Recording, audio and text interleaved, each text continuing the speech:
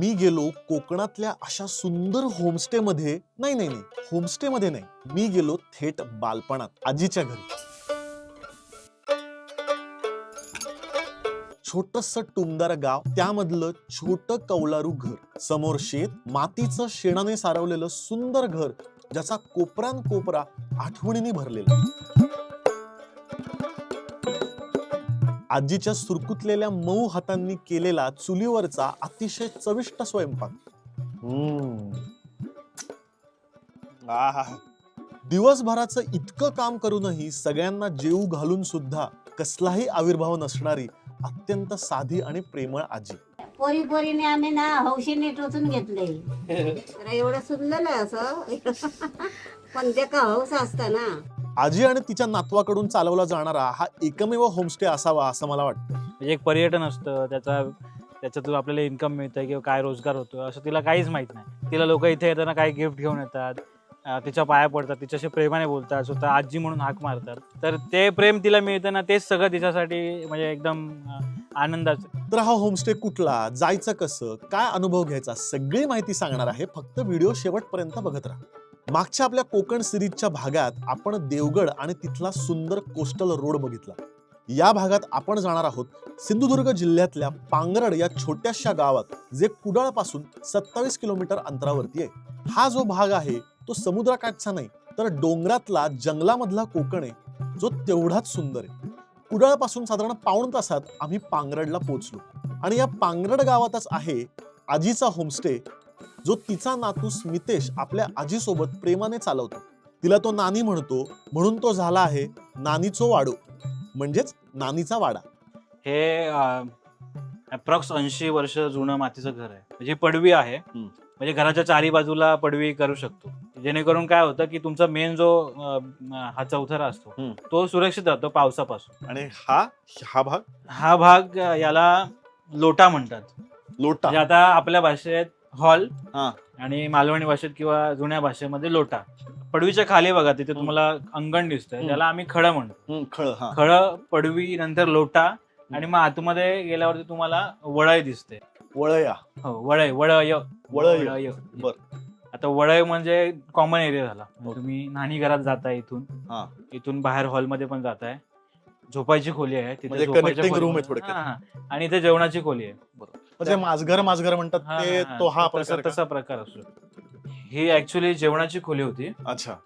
तर तिला इथे चूल होती, तर आता आम्ही चूल तिकडे केल्यामुळे इथे एक छोटा बेड टाकलाय आणि इथे आपण झोपण्याची व्यवस्था पण करतो. आणि याला काय म्हणता तुम्ही? ही खुंटी आहे. खुंटीच म्हणतात. अरे वा. म्हणजे आपल्याकडे खुटी म्हणतात. खुंटी मराठी शब्द, तसा इकडे खुटी. या खुटीला तुम्ही सामान काय असेल ते. माझे आजोबा टोपी अडकवायचे, मला आठवतं आजीचं जे घर होतं. टोपी, कांबळा किंवा कपडे वगैरे किंवा पिशव्या वगैरे असं ओळखून. पूर्ण कौलारू आणि माती आणि सारवलेलं. ही पण झोपायची साठी खोली आहे. अरे वा, ही मोठी आहे. तर इथे 2 बेड्स आहेत. आमच्याकडे तो ठराविक भाग आहे, तर तिथून आम्ही माती नेहमी काढून आणतो. त्याला आम्ही गिलावा म्हणतो. अच्छा.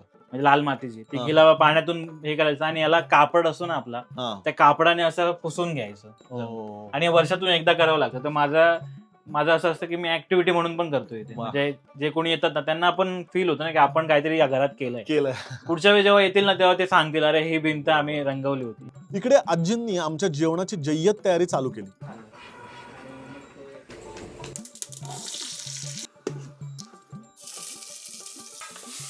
आज मी असा आंब्याचा पदार्थ खाणार होतो जो आयुष्यात कधीच खाल्ला नव्हता.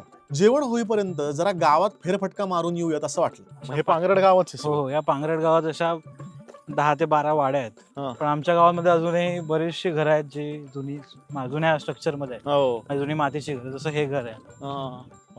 काय देखणं, हे चित्रपटाचं घर वाटावं इतकं सुंदर घर आहे. पूर्ण मोठा कट्टा आहे बसायला, म्हणजे बाहेर 50 लोक जरी आले तरी आरामात. हो, आराम.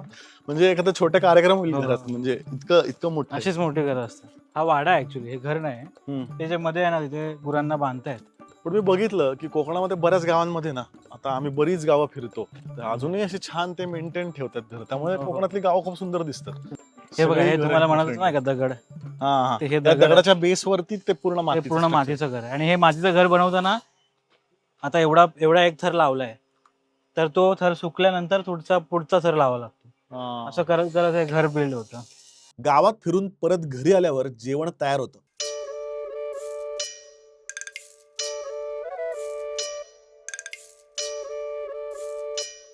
वा वा, क्या बात है. येस, तर ताटामध्ये आहे फणसाची भाजी, ही आंब्याची कढी. आंब्याची कढी हे आयुष्यात पहिल्यांदा खातोय मी, आंब्याची कढी. आणि हे आहे आंब्याचं रायतं, आणि आंबा सुद्धा आहे ताटामध्ये, आणि तांदळाची भाकरी. आंब्याची कढी म्हणजे कसं बनवतात म्हणजे ते, तर नारळाचं जे वाटण आहे, नारळाचं दूध ते, आणि आंबा गरम पाण्यामध्ये उकळल्यानंतर त्याच्यामधला तो जो गर आहे तो मिक्स करून त्याला फोडणी देऊन ती कढी आहे. आणि हे आहे आंब्याचं रायतं, बरोबर. तर मला असं वाटतं की बाकी काही खाण्यापेक्षा आपण सुरुवात यांनीच करूयात, की हा हा असा अख्खाच घ्यायचा. ही कोयच आहे ही अख्खी. ओके, काय म्हणतात म्हटलं तुम्ही, आंब्याचं रायतं. हे पहिल्यांदा खातोय आयुष्यात मी, इतके वर्ष कोकणात आलोय पण कधी हे खायला नाही मिळालं. आणि हा आंबा असतो रायवळ आंबा का, हा रायवळ आंब्याचं हे बनवतात, डायरेक्ट चोखून खायचा. तू म्हणलास तसं त्याला आंबट, गोड आणि खमंग, त्या फोडणीची खमंग चव आहे. आणि ती फोडणी इतकी छान त्या आंब्यासोबत जाते ना. खमंग आंबा आयुष्यात पहिल्यांदा खाल्ला मी, असं म्हणू शकतो. फोडणीला ते तर लसूण वगैरे आहेच, पण त्याच्यामध्ये जो कढीपत्ता आहे, हा कढीपत्ता आपल्या जंगलातून आम्ही आणून इथे लावलेला आहे. म्हणजे जंगलात असं कढीपत्ताचे जे ओरिजिनल रूट असं म्हणू शकतो ते जंगलांमध्ये मिळतं, आणि त्याला आमच्याकडे झिरंग म्हणतात. आणि वाढल्यानंतर त्याचा जो पानांमध्ये फ्लेवर आहे ना, तो आपण जे मार्केटमधून आणतो त्याच्यापेक्षा जास्त, मला वाटतं 10 पटीने जास्त चांगला फ्लेवर. कारण जनरली ना फोडण्यांमध्ये ना कढीपत्त्याचा स्वाद असा कम्प्लिटली वेगळा जाणवतो याच्यात, जो जाणवत नाही इतर वेळेस. आता ही कढी आहे ती पिऊन बघूयात. हा, रिफ्रेशिंग चव म्हणतात ना, तशी चव आहे पूर्णपणे. सोलकढी विसरून जाल तुम्ही, जनरली असं होत नाही कोकणात आल्यावरती, पण सोलकढी विसरून जाल अशी याची चव आहे. छान आंबटसर, आंबट गोड अशी आपण चव म्हणूयात. आणि त्याला सुद्धा फोडणी, आणि त्या फोडणीची सुद्धा खूप इंटरेस्टिंग चव येते. सोलकढी हा एक मार्केटिंगचा ऑप्शन झाला, आणि तो रेस्टॉरंट मध्ये आला, आणि तिथून त्याला कोकम आपल्याकडे मिळतं आणि नारळ मिळतो, त्याचं कॉम्बिनेशन करून ते सोलकढी ही प्रसिद्ध केली गेली. पण घरांमध्ये असं सोलकढी वगैरे काय बनत नाही, आणि या दिवसांमध्ये असंच जेवण जेवायचं असतं, जेणेकरून ते तुम्हाला प्रॉपर पचायला, थोडं आंबट वगैरे असेल ना तर पचायला बरं पडतं. आणि ही आंब्याची कढी अशी, आंब्याची कढी सोलाची पण कढी बनते, पण त्या सोलकढी सारखी नाही, अशीच सेम सोलांना सोलते, जे कोकम असतं त्याला फोडणी देऊन सेम अशी पातळ मस्त कढी बनते. ती जर कढी प्याल ना तुम्ही, सोलकढी विसरून जाल. आणि ही आहे ऑफकोर्स फणसाची भाजी. तर सीझन प्रमाणे जनरली कोकणामध्ये खायला मिळतं, ही खूप छान गोष्ट आहे कोकणाची. आता फणस, आंबा हा सीझन असल्यामुळे.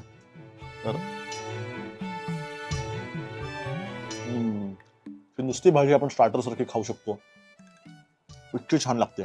फणसाची भाजी म्हणजे आपल्याकडे इथे जनता भाजी म्हणतो आपण. कारण आता हा मे महिना चालू आहे, आणि या मे महिन्यात जशी फणस जून होतो, आणि फणसाचे काटे परतले की समजून जायचं की आतमध्ये गरे झाले, मग त्याची भाजी करायला आपण सुरुवात करतो. तर लग्न सीझन मध्ये ना फणसाची भाजी ही जर का नसेल तर इथली लग्न थोडंसं मिसिंग काहीतरी आहे असं वाटतं.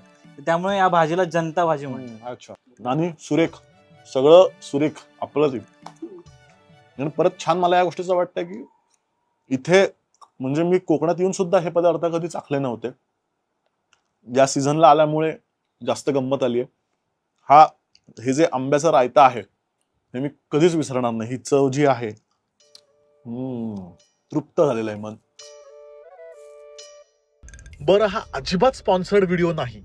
गावाकडचे किंवा स्थानिक लोक जेव्हा असा वेगळ्या पद्धतीचा उपक्रम राबवतात तेव्हा तो सगळ्यांपर्यंत पोहोचावा असं मला मनापासून वाटतं, आणि म्हणून अशा उपक्रमांना आम्ही कायम प्रोत्साहन देतो.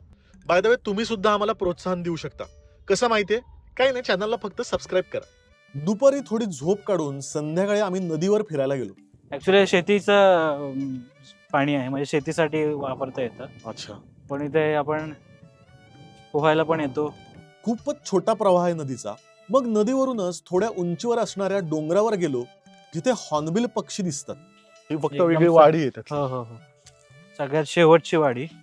आणि हे कसं आहे ना, डोंगराच्या एकदम जवळ असल्यामुळे ना इथे बायोडायव्हर्सिटी खूप डेन्स आहे. म्हणजे इथे मी सतत येत असतो. कशासाठी तर पक्षी निरीक्षण करण्यासाठी. तिथे अच्छा. हॉर्नबिल्स आणि वेगवेगळे पक्षी बघायला मिळतात. पूर्ण डोंगरांमध्येच आहे सगळं हे. हो हो हो. आणि पूर्ण बघा ना, स्लोप वरती खरं आहे तशी पूर्ण. सगळ्यात भारी गोष्ट म्हणजे मुंबईमध्ये 5 स्टार हॉटेलमधला जॉब सोडून स्मितेशने स्वतःहून आजीसोबत गावामध्ये राहण्याचा निर्णय घेतला. हे सोपं नव्हतं, खूप चॅलेंजिंग होतं. ऍक्च्युली आता जे तुम्ही नानीचं वाडा होमस्टे बघताय, तो त्याची सुरुवात होमस्टे म्हणून कधीच नव्हती झाली.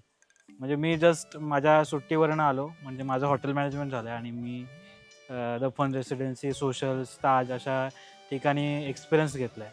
पण 8 दिवसांची सुट्टी घेऊन मी इथे येतो आणि त्याचे 15 दिवस होतात आणि मला रिअलाईज झालं की माझं जिथे जन्म झाला आहे, माझा याच घरात जन्म झाला आहे, ते सुवीण आजीच्या हातून. तर ते घर एकदम जीर्ण अवस्थेत होतं. त्यानंतर मग मी ते वाचवत असताना तर खूप काळ मी इथे घालवला. म्हणजे मला वाटतं मी बॅकडेटर रिझाईन केलं, कारण मला तिथे कोणी 15 दिवस 20 दिवस अजून सुट्टी देणारच नव्हतं. तर त्याच्यामध्ये खूप वेळ गेला. मग इथल्या माझे काका वगैरे इथेच लहानाचे मोठे झाले, त्यांच्यासोबत शेती करणं. पुतण्या आम्ही सपोर्ट केलाय, कर तू, सपोर्ट करतो. या सगळ्या गोष्टी करताना मला वाटलं की आपण इथे राहू शकतो.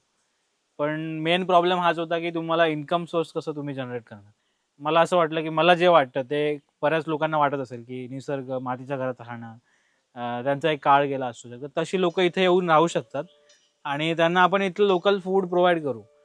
नानीला बघायला गेलं तर आत्तापर्यंत काहीच माहिती नाही की हे सगळं कोण येत आहे, शूटिंग कोण करतंय किंवा कोण फॅमिली येऊन राहत आहेत आणि आपण काय त्यांना जेवण देतो किंवा काय, हे सगळं काय चाललंय तिला अजून पण त्याचा आसपास काही नाही. म्हणजे एक पर्यटन असतं, त्याच्यातून आपल्याला इन्कम मिळतंय किंवा काय रोजगार होतो असं तिला काहीच माहीत नाही. तिला त्याच्यातून प्रेम मिळतंय. तिला लोक इथे येताना काही गिफ्ट घेऊन येतात, तिच्या पाया पडतात, तिच्याशी प्रेमाने बोलतात, स्वतः आजी म्हणून हाक मारतात. आणि हरवलेला लोक म्हणजे ज्यांची आजी हरवली ना, तर त्यांना इथे मिळते. तर ते प्रेम तिला मिळतं ना, तेच सगळं तिच्यासाठी म्हणजे एकदम आनंदाचं आहे. दरवर्षी उन्हाळ्याच्या सुट्टीत मी आजीकडे जायचो. उक्केरी नावाचं माझं आजोळ आणि तिथे असाच जुना वाडा, शेणाने सारवलेला पूर्णपणे. आणि आजी छानपैकी 8 दिवस स्वयंपाक करून घालणार, ते तांब्याचं पातेलं आणि त्यात तो गरम गरम वाफाळलेला भात. त्या 8 दिवसांमध्ये एकदा तरी ती पुरणपोळी करणारच. पूर्णपणे 8 दिवस तिथे राहायचं. ठरलेलं रुटीन असायचं. जेवण, कधी नाश्ता करायचा, कधी संध्याकाळच्या वेळेला तो पत्राच्या डब्यातले चुरमुरे, तिखटा मिठाचे चहा सोबत, बशीत ते सुद्धा. या सगळ्या ठरलेल्या गोष्टी होत्या. शेजारी पाजारी चहाला जाणं, असं एक ठरलेलं रुटीन खूप वर्ष होतं. नंतर आजी आजोबा गेले, आता तो वाडा राहिलेला नाही. पण तरी सुद्धा आठवणी आहेत माझ्यासोबत आणि त्या कायम लक्षात राहतील अशा त्या आठवणी आहेत. आणि आता कसं होतं की अथांगला या आठवणी कशा मिळणार ना, कारण तशी घरं आता राहत नाहीयेत. गावाकडचं आपले जे धागेदोरे आहेत ते आता तुटत चालत, कारण सगळेजण शहराकडे स्थलांतरित होत आहेत. पण अशा वेळे ना, खरं सांगू का, की त्या आठवणी ना, त्या एक प्रकारची शिदोरी असते असं मला वाटतं. त्या कायमस्वरूपी लक्षात राहतात. ती चव अजूनही माझ्या लक्षात आहे. आजीकडनं निघताना ते पाया पडताना तिने जे हातात नोटा कोंबणं तिचं आहे आणि किती नाही म्हणलं तरी ते नाही, हे घ्यायचंच असं तिचं म्हणणं आहे. या सगळ्या आठवणी आहेत ना, त्या पुन्हा एकदा त्या पद्धतीने म्हणजे परत ताज्या झाल्या त्या, असं मला वाटतंय. आणि त्यामुळे अथांगला परत एकदा इथे घेऊन यायला पाहिजे, कारण या आठवणी आपल्या मुलांना कशा मिळणार ना. त्यामुळे मला असं वाटतं की सोबत जर तुमच्या कुटुंबामध्ये लहान मुलं असतील तर नक्की त्यांना इथे घेऊन या. कारण हे राहणं नाहीये, हे म्हणजे जेवण नाहीये, तर मला असं वाटतं की अनुभव आहे एक प्रकारचा. आपल्या संस्कृतीचाच तो अनुभव आहे, जो कुठेतरी शहरामध्ये आपण विसरत चाललोय, किंवा तो अनुभव इच्छा असून सुद्धा घेता येत नाही. आणि तो इथे नानीच्या वाड्यामध्ये म्हणजे अनुभवायला मिळतो. नानी बघून मला माझ्या आजीच आठवली. तर छान वाटतं हे सगळं परत एकदा अनुभवून. आणि मला असं वाटतंय की जर तुम्हाला असाच छान पद्धतीने आजोळी जाण्याचा अनुभव घ्यायचा असेल तर नानीचो वाडो नक्की तुम्ही या. आणि मला खूप छान वाटतंय, म्हणजे स्मितेशचं पण कौतुक करावं असं वाटतंय मला, की शहरातली नोकरी सोडून वेगळ्या पद्धतीने तो जगतोय आणि ते जगणं इतरांबरोबर सुद्धा तो वाटतोय, तो अनुभव इतरांना सुद्धा देतोय. त्यामुळे तुम्हालाही जर हा अनुभव घ्यायचा असेल तर मी स्मितेशचा नंबर डिस्क्रिप्शनमध्ये दिलेला असेल, पत्ता सुद्धा दिलेला असेल. तुम्ही नक्की फोन करून चौकशी करा आणि या. मी म्हणेन की सुखसोयींपेक्षा मी म्हणेन की गावाकडचं जगणं आहे आणि ते जगणं तुम्हाला इथे छानपैकी जगता येईल. आजोळी जाण्याचा अनुभव तुम्हाला घेता येईल आणि छान वाटलं मला. खूप अप्रतिम अनुभव होता. हे असे पदार्थ होते की मी इतक्या वेळा कोकणात येऊन सुद्धा कधीच खाल्लेले नव्हते. त्यामुळे गावात फेरफटका असेल, जुनी घरं असेल, समोरच शेत आहे इथे, हे सारवलेलं, तो सारवल्याचा स्पर्श पण जमिनीचा ना वेगळा एक अनुभव देतो. असेच आपण वेगळ्या पद्धतीचे, वेगळ्या उपक्रमाचे होमस्टेज तुमच्यापर्यंत आणत असतो. तुम्हालाही काही माहिती असेल तर मला नक्की सुचवा.